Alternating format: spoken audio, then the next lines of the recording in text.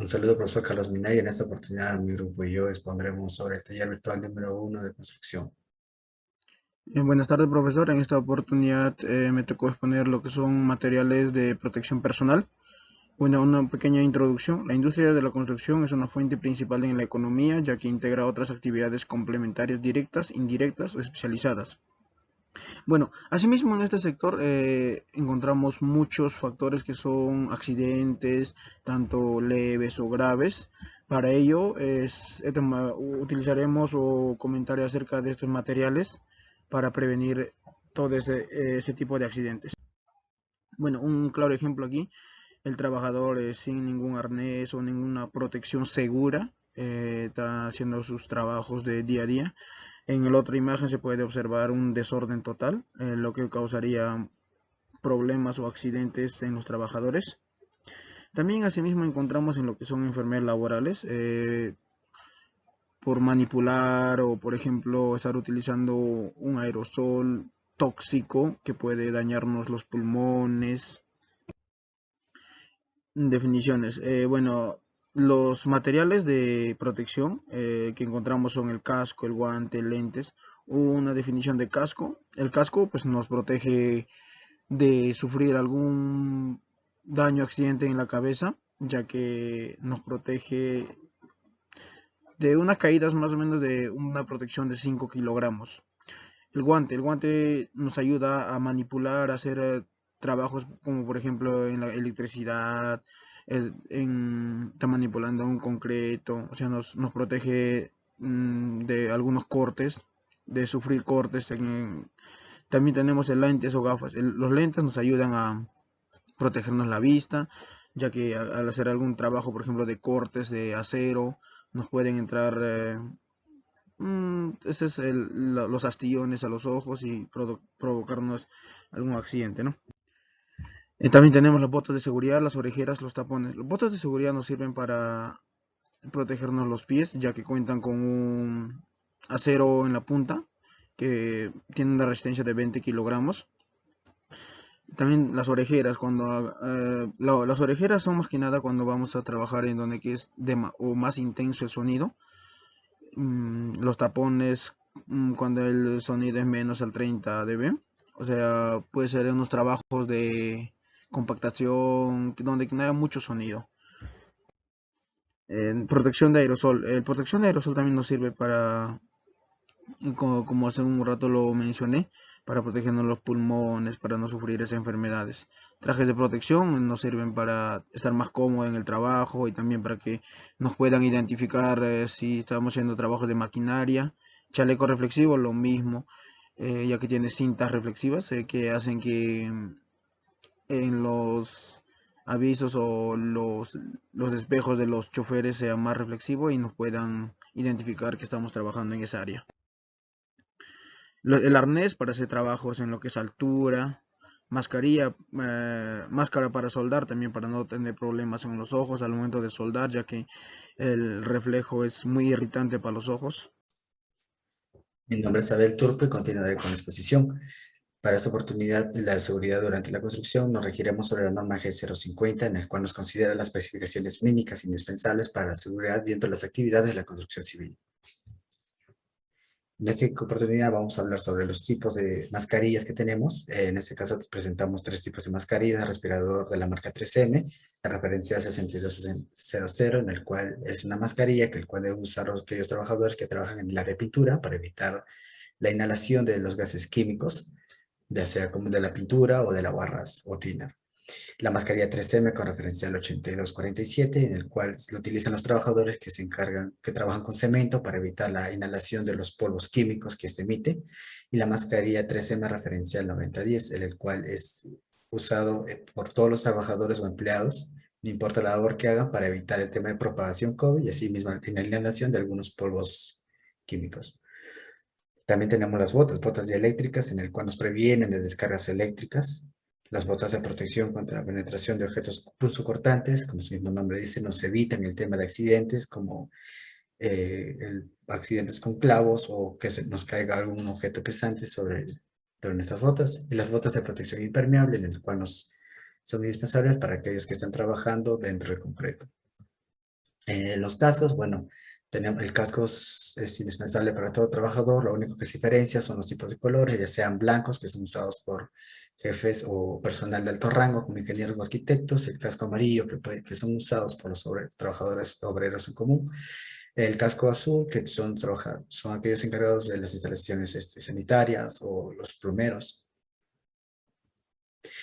Tipos de guantes: tenemos los guantes para soldador, los guantes dieléctricos, que igualmente nos previenen del tema de descargas eléctricas; los guantes anticortes, como el nombre dice, nos evitan cortes dentro de la obra, ya que estamos trabajando con sierras, clavos u objetos punzocortantes; y los guantes antigolpes, que nos evitan el tema de sufrir alguna fractura o una lesión grave al momento que se nos pueda caer un objeto pesante.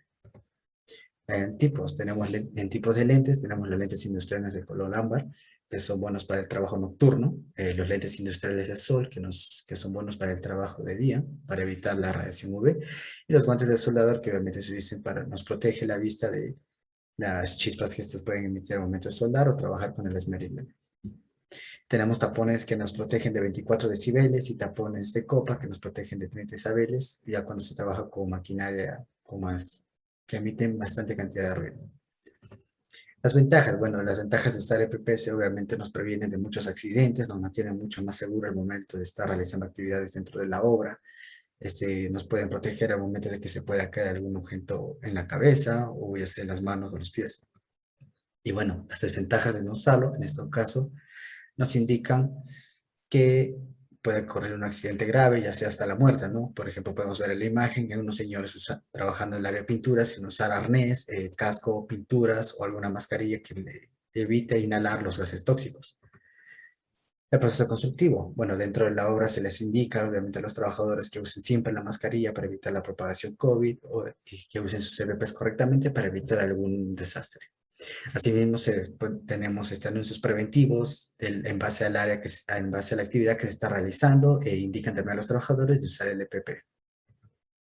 Los proveedores. En el Perú, en este caso, contamos con Sodimac, Maestro, 3M, Soltrack y muchas otras variedades que nos emiten bastante variedad y con diferentes características de los EPP. El uso en obra, como se puede ver en las imágenes, se usa para el área de pintura, para el área de cuando se trabaja en altura, en el tema de amarrado de fierros, como se puede ver en la imagen, también el uso de los tapones para cuando se trabaja con maquinaria que emite bastante cantidad de ruido, y así evitar daños a futuro en el oído. Los guantes y lentes siempre están presentes en el trabajo, ya sea de esmerilado, de pintura o al momento de amarrado de varillas de fierro. Conclusiones y recomendaciones. Bueno, las conclusiones son de que el EPP siempre nos están previniendo de accidentes, y así al momento realicemos actividades dentro de la construcción civil, estas nos eviten el tema fracturas, lesiones o daños a futuro.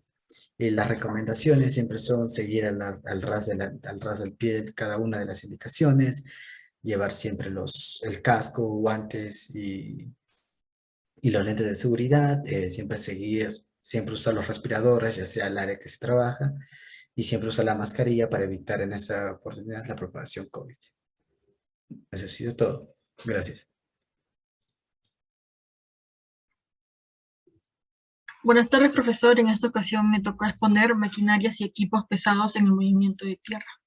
Como una introducción tenemos que en los Estados Unidos fueron uno de los primeros en desarrollar las innovaciones para ahorrar la mano de obra. Primero la agricultura, después la construcción, y los dos encajándose en una vigorosa tradición de mecanismo. También como breve historia podemos mencionar que una de las maquinarias que ayudaron al movimiento de tierra es la retroexcavadora, que fue inventada por Joseph Cyril Van Wert en el año 1949. Actualmente esta marca JCB continúa en el mercado y sin duda fue partícipe de la revolución de la industria. Como definiciones tenemos que el movimiento de tierra se puede definir como conjuntos de operaciones que se realizan en los terrenos de forma manual o mecánica, con el fin de modificar las formas de la naturaleza o de obtener materiales como minería, industria, etc. Algunas de estas maquinarias son el tractor, que son maquinarias montadas sobre orugas o ruedas. Cuenta con una hoja recta en la parte delantera, con el cual empuja el material. Algunas cuentan con dientes Richter para fragmentar rocas. El cargador frontal, que es un equipo tractor montado en orugas o ruedas, que tiene un cucharón grande en su extremo frontal. También tenemos el volquete, que se utiliza para el movimiento de tierra y para el acarreo de materiales en general. Está dotada en una caja abierta basculante para descargar por vuelco. La excavadora, que se usa habitualmente para abrir surcos destinados al pasaje de tuberías, cables de drenaje, así como para excavar cimientos o rampas solares. La motoniveladora se emplea para realizar los trabajos de nivelación de terrenos y de mayor precisión. También el rodillo, se trata de una máquina que contiene un rodillo vibrante que se transfiere al terreno de una carga estática, que es como un rodillo, es un rodillo compactador. Tenemos que es el rodillo liso y el de pata de cabra. Los tipos que tenemos de tractor son el bulldozer, la excavadora, la retroexcavadora.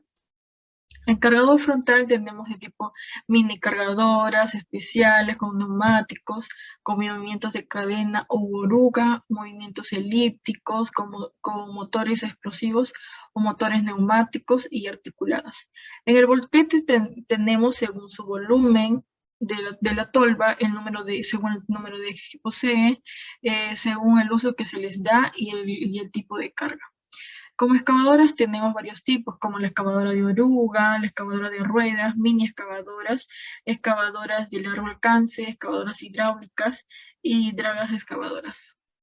En motoniveladoras tenemos lo que es rígidas y articuladas. En rodillos tenemos lo que son compactadores de un solo tambor, rodillos compactador tandem y neumáticos en ruedas.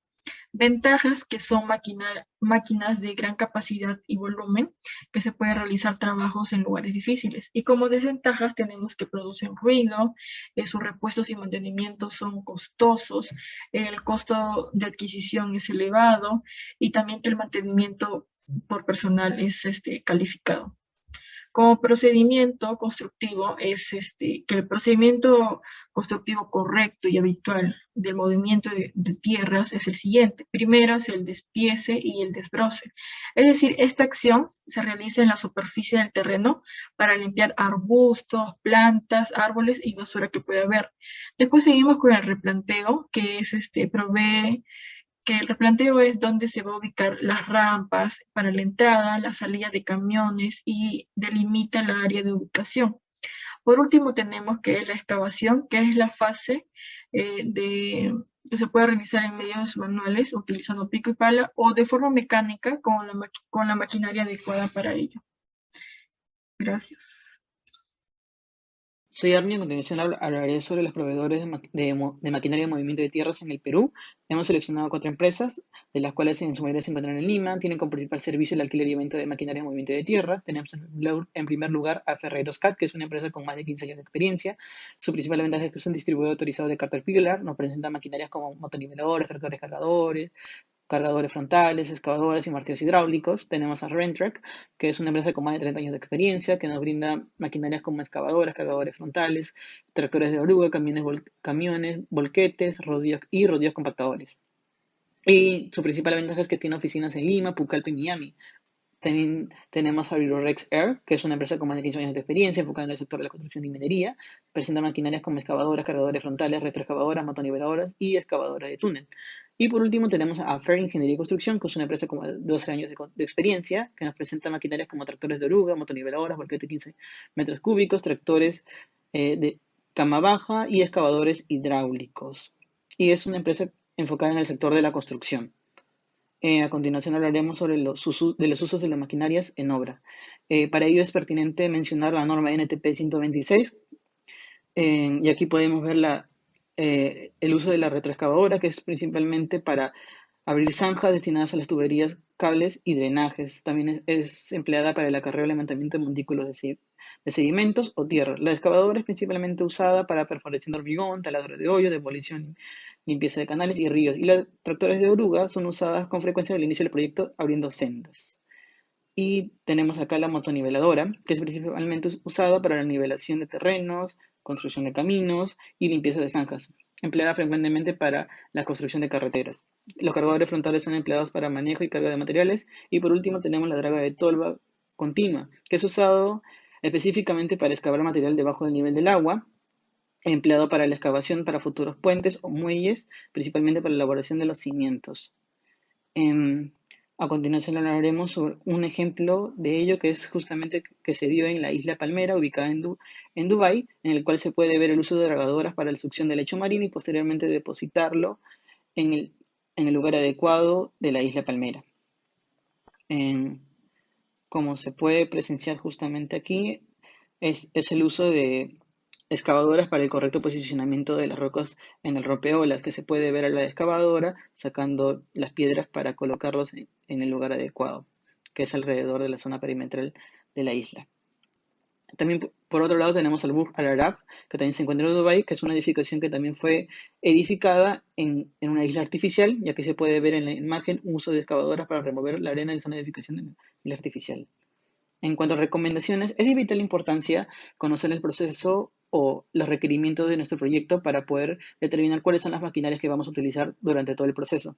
Por otro lado, es de vital importancia contar con maquinarias en buen estado para así evitar contratiempos y la disminución en el rendimiento. También es prescindible ubicar a un proveedor cercano a nuestro proyecto. Y por último, también es importante optar o emplear a personal capacitado para su buen uso, ya que esto nos evitará contratiempos y desgaste en la eficiencia o en el rendimiento. A continuación, las conclusiones que hablaremos. En primer lugar, tenemos que los tractores de oruga tienen una alta eficiencia en terrenos arenosos, de barro o de nieves, y se adecuan con facilidad a superficies irregulares. Esto ya, por sí, como habíamos comentado, debido a su sistema de orugas, ya que no presenta tanta presión sobre el suelo. Los motoniveladores son una maquinaria frecuentemente empleada en la ejecución o construcción de carreteras como parte del proceso anterior al uso de rodillos para su compactación. Buenas tardes, mi nombre es Gerson Guillén. Hoy les voy a hablar acerca de las juntas en la construcción. Bueno, las juntas de la construcción, como es conocimiento en la construcción, se presentan muchas deformaciones, como son las grietas, fracturas o los propios desprendimientos, los cuales muchas veces se dan por los sismos o por las variaciones de temperatura y humedad. En este caso les voy a hablar acerca de las juntas de construcción y cómo estas pueden ayudar a evitar todos estos inconvenientes. Primeramente, la junta es un tipo de separación dentro del concreto, el cual va a permitir evitar tanto las fracturas y grietas y darle una continuidad al vaciado y que no se afecte la resistencia de los elementos estructurales.